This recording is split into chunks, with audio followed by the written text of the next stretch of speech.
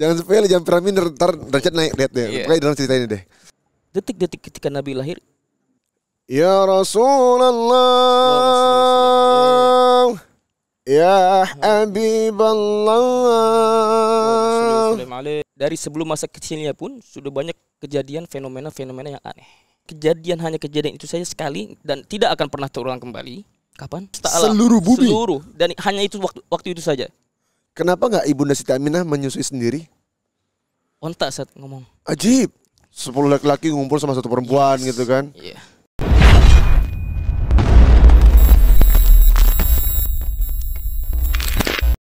Ya Rasulullah, ya Habiballah, ya Rasulullah, ya Habiballah Muhammad ibn Abdillah Muhammad ibn Abdillah Muhammad ibn Abdillah Muhammad ibn Abdillah. Allahumma salli wa sallim wa barik alaihi wa ala alihi. Assalamualaikum warahmatullahi wabarakatuh. Kembali di Bispak, bicara seputar akhlak. Kembali lagi sama guru BD tercinta ini. Kemarin FGC udah ya.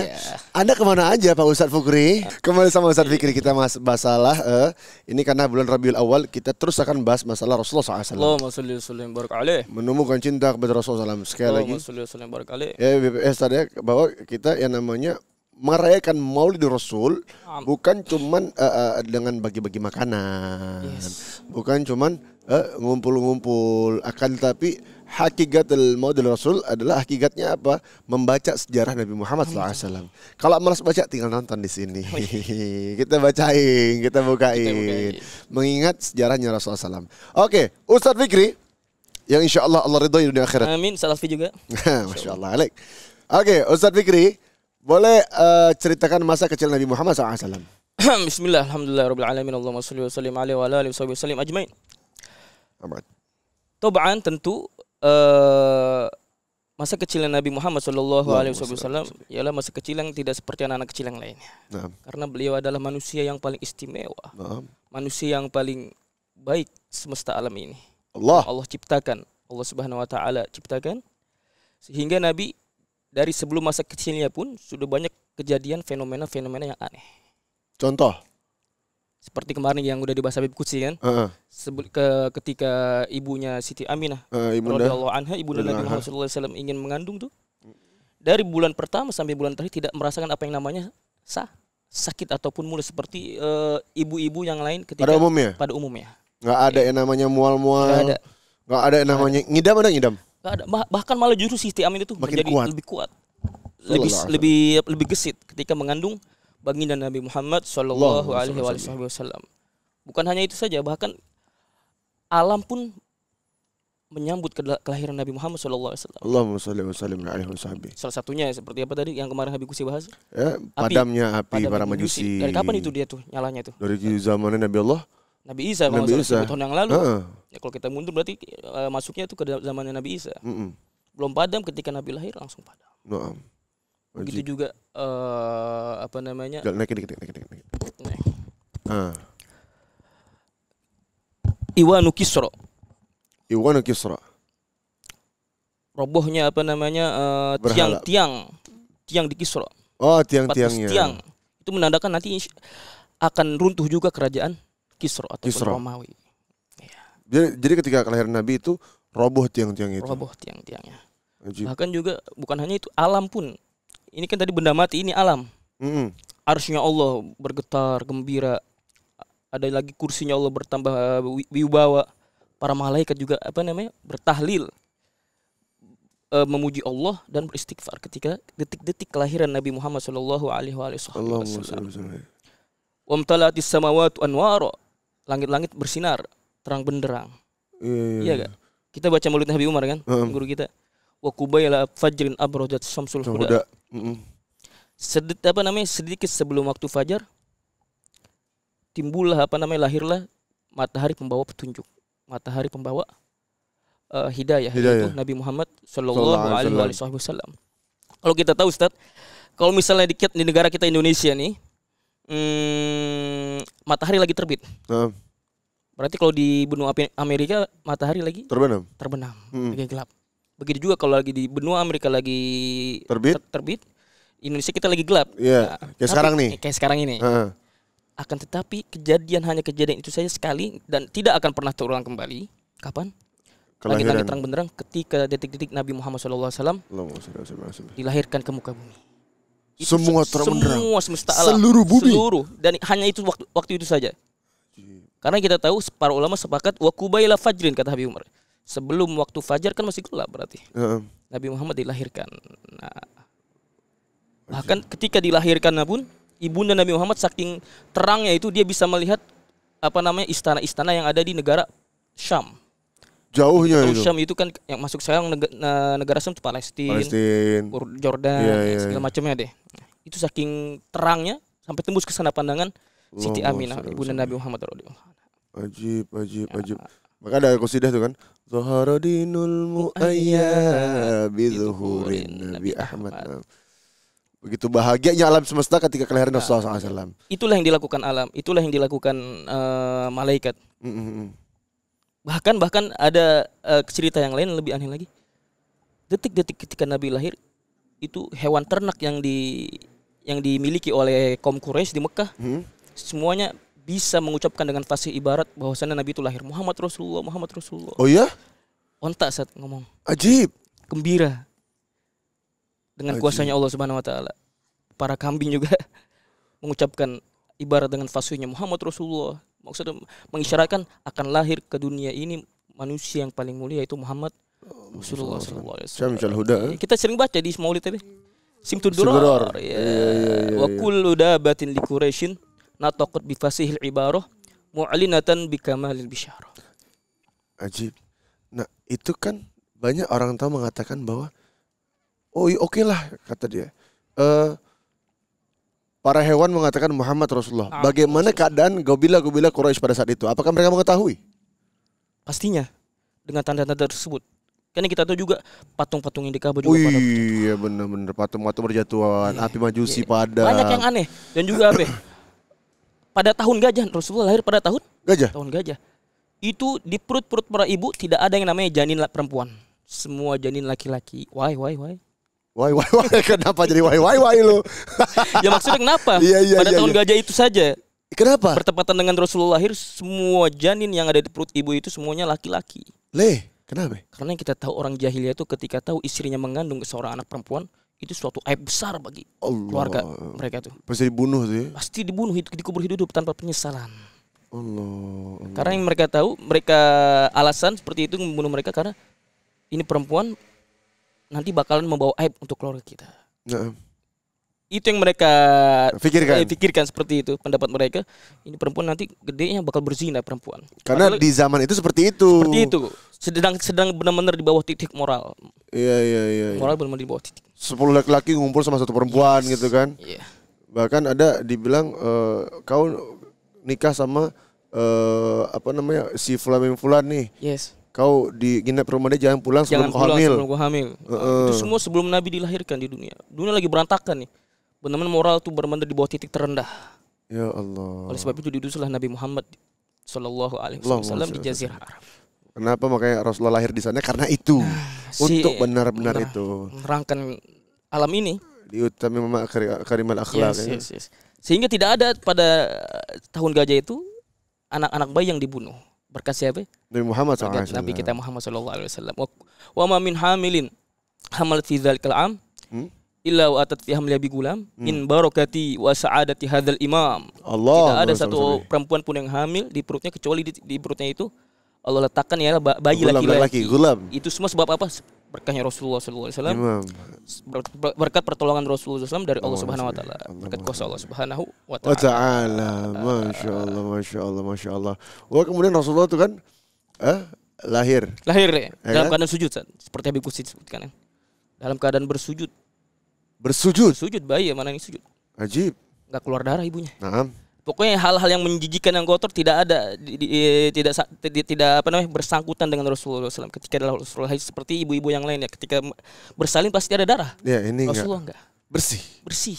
Dalam keadaan makhulan, maktunan. Naam. Maktun. Sudah khitan. Maktu surah. Rasulullah ketika lahir itu bayinya Rasulullah nih, bayi yang bakal membawa kita syafaat nanti kelak dari kiamat, bayi yang bakal ngajarin kita sholat, bayi yang bakal ngajarin kita berbakti kepada orang tua, itu dalam keadaan makhulan. Makhul apa itu? Bercelak. Maksudnya tebel alis bawah matanya nih. Maktunan. Udah dikhitan deh. Gak pakai ke ini lagi dokter lagi deh. Iya. Atau pekong deh. Pekong apaan sih lu? Apaan coba pekong? Mau tahu bahasa pekong? Apa? Yang alternatif itu sunat alternatif. Mantri kayak gitu deh. Pakai bambu. Udah dalam keadaan maktun. Dan tali pusatnya sudah juga terpotong. Bersih deh teman. Tangan yang mengangkat ke atas katanya. Sambil memuji-muji Allah dengan pujian yang indah. Nah, itu kan kayak kalau kemarin kan Habib Qudsi ada mengatakan dalam surat Bariyat mengatakan zikir kepada Allah la ilaha illallah, menunjukkan gitu. Keagungan. Saya nonton, saudara. Bagus sih. Oke, Ustaz Fikri. Setelah Rasulullah lahir, kemudian Rasulullah disusui oleh ibundanya langsung. Naam. Pastinya dong. Iya. Aminah binti Wahab. Terus? Kemudian disusui oleh ex budaknya Abu Lahab ya. Soalnya kan ketika ex budaknya Abu Lahab ketika Rasul lahir itu namanya siapa, perempuan Thuwaibah Aslamiyah itu datang mengabarkan kabar gembira kepada Abu Lahab, pamannya Nabi itu yang nantinya akan menjadi musuhnya Nabi. Bahwasanya keponakanmu sudah lahir dalam keadaan yang sempurna, yang istimewa, yang spesial, yang rupawan. Seketika itu juga Abu Lahab gembira dan memerdekakan budaknya. Keberkahan Rasulullah. Saking senangnya keponakannya lahir dengan keadaan selamat. Nah, dia Ahmad Thuwaibah ini kan sementara aja ini kan. Sementara aja. Yeah. Dan dari Thuwaibah itu ada saudara sepersusuan. Ya, pasti. Ya kan? Saudara sepersusuan. Siapa namanya? Allahumma shalli ala sayyidina Muhammad. Abu Salamah. Ayo. Itu sebenarnya kemudian Rasulullah SAW. Nah, pasti kan semuanya gembira tuh. Siti Aminah gembira ketika Nabi lahir, keluarga Nabi semua juga gembira ketika Nabi lahir. Nah, mulailah kisah ibu susunya Nabi, yaitu Halimatus Sa'diyah. Dari keluarga Bani Sa'ad. Bani Sa'ad letaknya di luar kota Mekah, daerah pegunungan.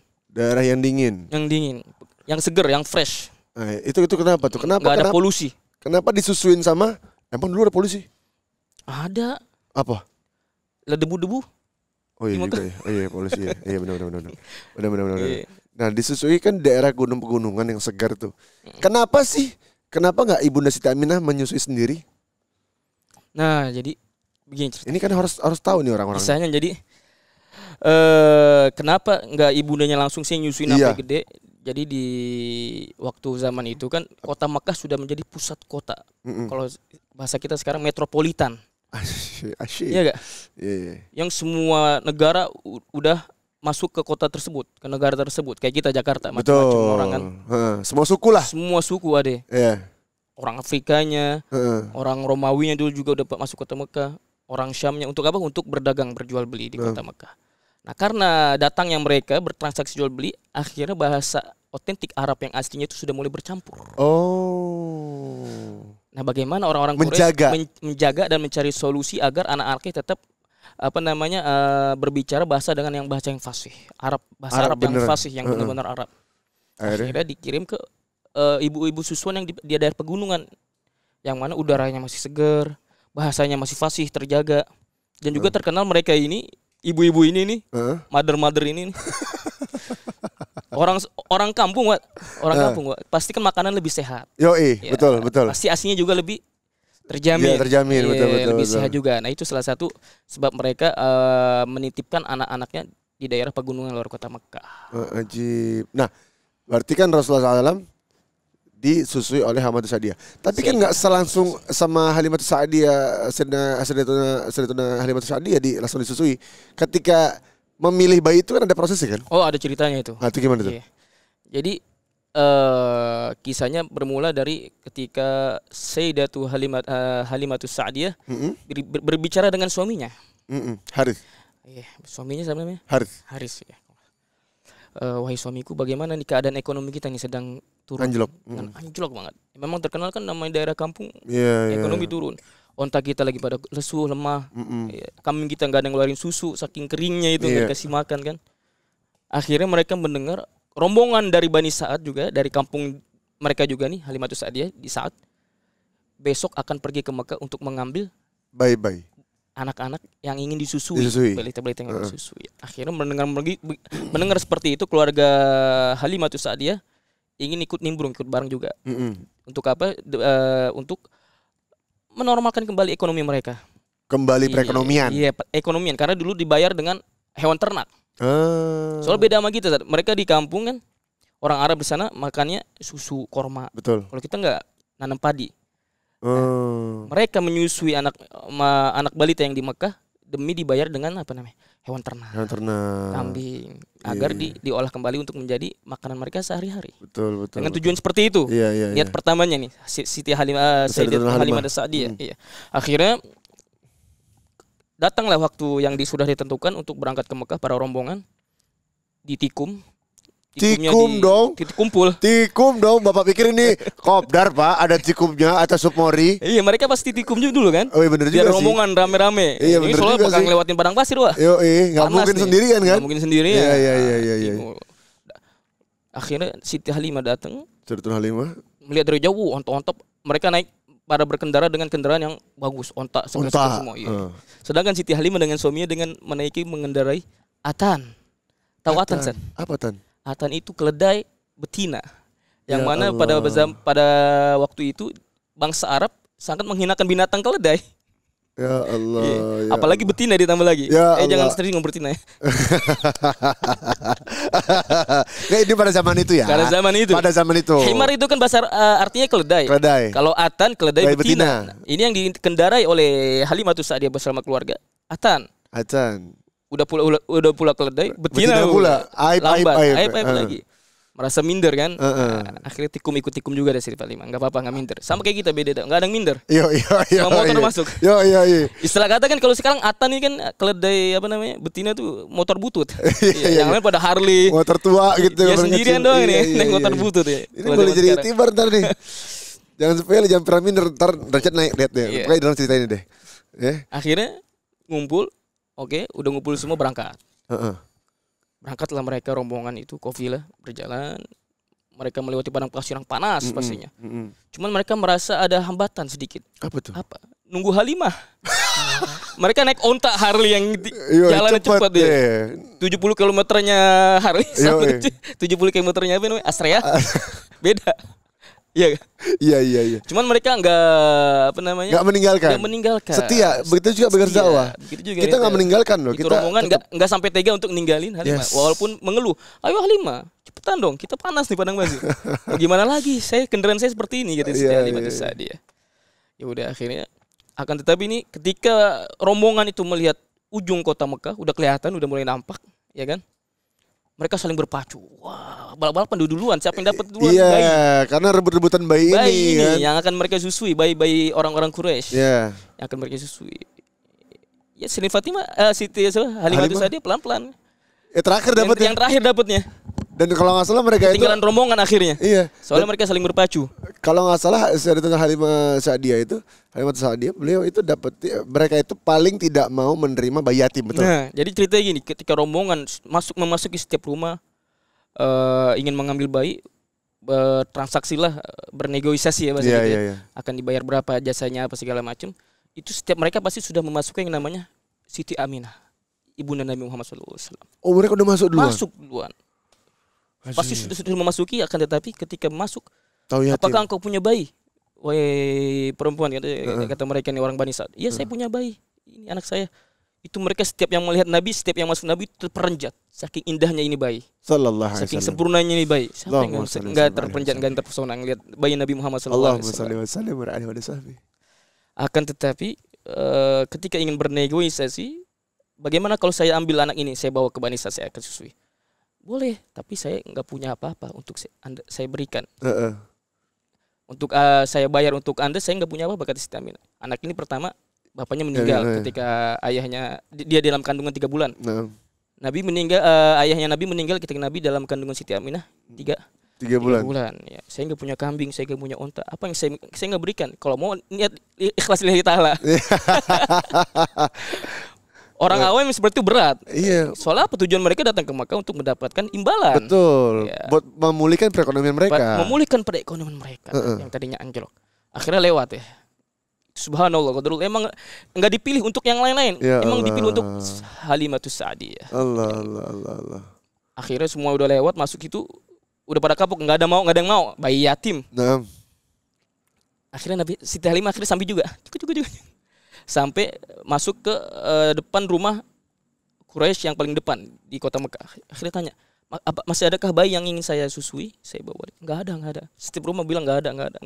Udah habis, udah dibawa pulang semua sama teman-teman ente. Akhirnya ada yang nunjukin di sana masih ada satu bayi yang belum diambil. Tapi yatim. Oh enggak apa-apa, kita datangin. Kata Siti Halimah, didatengin. Akhirnya masuk ketemu ibunda Nabi Muhammad SAW, Siti Halimatus Sa'diyah. Apakah di sini masih ada bayi? Masih. Tapi yatim. Iya. Siti Aminah memberitahu Halimatus Sa'diyah seperti yang diberitahu kepada ibu-ibu yang lainnya. Iya. Saya ingin memberikan bayi saya, tapi saya nggak punya apa-apa untuk diberikan. Akhirnya di sini pelajaran, Siti Halimatus Sa'diyah punya akhlak sama suaminya. Oke, kalau begitu saya izin dulu sama suami saya, musyawarah. Tuh, lentar lo nih. Buat istri-istri mau ngapa-ngapain. Padahal ini dalam kebaikan pakai musyawarah. Dalam hal kebaikan, Pak. Izin malaki lo bagian belanja aja nggak izin. Akhirnya ditanya, wahai suamiku, kita nih ada sisa satu bayi. Cuman bayi itu katanya sempurna.